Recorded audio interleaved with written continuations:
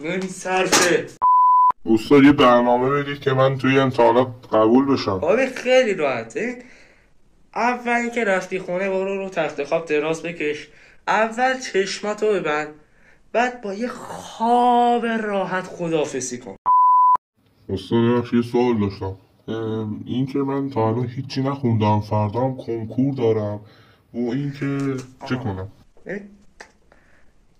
درس بخوای بخونی تو این مدت کم، فردا الان کنکوره. خب با این مدت کمی که داری به نظر من برو بخواب، فردا صبح سر کنکور فقط از خدات باشه جایی بندازنت که مراقب زیاد نپلکه، وگرنه استاد ما فردا کنکور داریم، من 8 صفحه خوندم، اصلا امیدی هست من قبول شم؟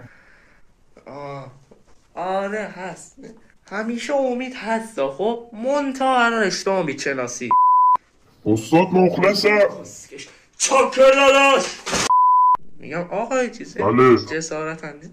به نظر من توی کنکور جای اینا یه خیار بذارید.